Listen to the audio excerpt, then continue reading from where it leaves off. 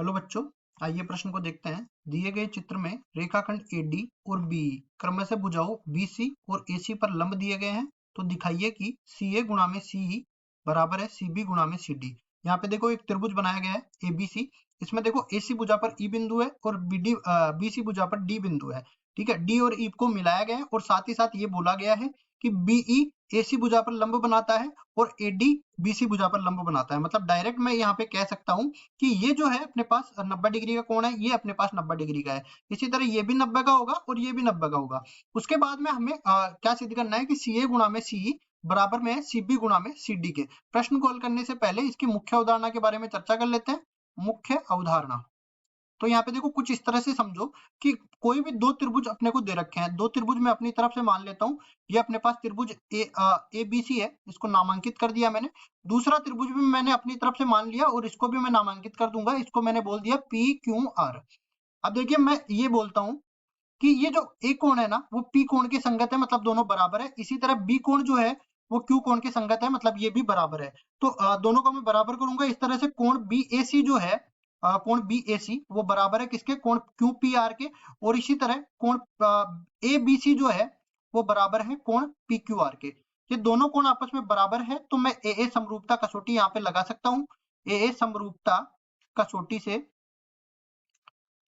क्या कहूंगा, ये दोनों त्रिभुज कौन कौन से, त्रिभुज ABC जो है, संगत भाग देखने पड़ेंगे हमें। त्रिभुज ABC समरूप हो जाएगा किसके, त्रिभुज PQR के। अब अगर ये दोनों त्रिभुज समरूप हो गए तो इनकी संगत भुजाओं का अनुपात आपस में बराबर होगा। तो कहूंगा AB बटा में PQ ये बराबर किसके हो जाएगा, BC बटा में QR, और बराबर में किसके हो जाएगा, AC बटा में PR। अब चलते हैं सवाल में। सवाल में जैसा कि हमें दिया गया है, देखो कौन कौन से त्रिभुज की मैं बात करूंगा, यहाँ पे देख सकते हैं। ये प्रश्न से पता लगेगा क्या कि देखो यहाँ से हम देख करके बता सकते हैं। एक तो CA भुजा की बात करी गई है जो कि ये त्रिभुज में बड़ी वाली भुजा है, और इसी तरह CE भुजा की बात करी गई है जो यहाँ से यहाँ तक की ये वाली भुजा है। इसी तरह CB और CD, मतलब एक तो ये वाली भुजा है, एक पूरी भुजा है। ठीक है, तो यहाँ पे दो त्रिभुज उठा लेता हूँ। कौन कौन सा त्रिभुज, देखो मैं यहाँ पे अलग से छायांकित कर देता हूँ इसको। एक तो अपने पास त्रिभुज आ जाएगा ये CAD, एक तो ये त्रिभुज आ जाएगा, और दूसरा त्रिभुज इसी तरह बनने वाला है। दूसरे त्रिभुज को भी मैं इसी तरह छायांकित कर देता हूँ। देखिए एक त्रिभुज ये आ जाएगा CEB, ये त्रिभुज अपने पास आ गया। दोनों त्रिभुजों में मैं देखता हूँ कौन कौन सा त्रिभुज है, CDA और CBE। तो लिखेंगे त्रिभुज CDA व त्रिभुज CBE में क्या करेंगे, दोनों त्रिभुजों को हम लोग समरूप बनाएंगे और फिर संगत भुजाओं का अनुपात निकालेंगे। तो इसमें देखो क्या क्या अपने को मिलेगा। एक चीज तो अपने को देखो, इन दोनों त्रिभुजों में हम कह सकते हैं कि कोण C जो है इन दोनों में उपनिष्ठ है। तो कहेंगे कोण कोण DCA ये किसके बराबर है, कोण BCE के बराबर है। और क्यों बराबर है, क्योंकि दोनों में उपनिष्ठ कोण है, उपनिष्ठ कोण है। अब देखो एक कोण को अपने को और बराबर करना है, तो हम पहले से ही सवाल में दिया गया है 90 डिग्री का कोण इसमें बराबर है कि नहीं, दोनों त्रिभुजों में। तो कोण CDA किसके बराबर हो जाएगा, कोण CEB के बराबर हो जाएगा। लिखेंगे कोण CDA बराबर है कोण CBE के। ये दोनों कोण बराबर है, क्यों बराबर है, क्योंकि 90 डिग्री का पहले ही प्रश्न में बोला गया है। अब दोनों त्रिभुजों को समरूप सिद्ध कर देंगे। कौन कौन सा त्रिभुज, एक अगर मैं त्रिभुज ले लूं CDA, अब मैं अगर त्रिभुज ले लेता हूं तो इसको समरूप बनाना है। देखो पहली चीज तो डी के संगत कौन सा है, बी, तो बी तो बिल्कुल मध्य में आ जाएगा। और देखो सी जो है यहाँ पे भी सी है, तो सी से स्टार्ट करेंगे और ई पर खत्म कर देंगे। तो त्रिभुज सी डी ए जो है किसके समरूप हो जाएगा, त्रिभुज सी ई बी के।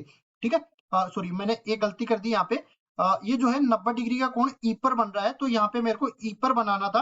और इसी तरह मेरे पास ये समरूप जो मैंने सिद्ध किया है ये भी गलत हो जाएगा। तो यहाँ पे आने वाला है CEB, दोनों जगह अपने पास CEB आ जाएगा। ये CEB कोण इसके बराबर है CDA के। और यहाँ पे भी देखो ये त्रिभुज CDA किसके समरूप हो जाएगा, त्रिभुज CEB के समरूप हो जाएगा। अब संगत भुजाओं का अनुपात आपस में बराबर कर देते हैं। तो देखो संगत भुजाएं कौन कौन सी हो जाएगी, CD इसके किसके संगत है, CE के संगत है। और इसी तरह DA जो है किसके संगत है, EB के संगत है।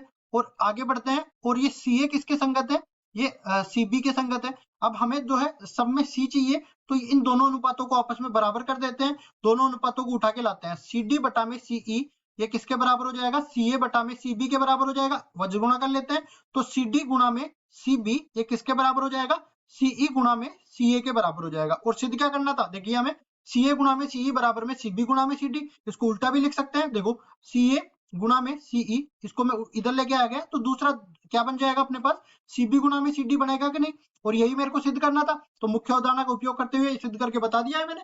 यही अपना उत्तर है। आशा करता हूँ ये सवाल आपको समझ में आया होगा। धन्यवाद।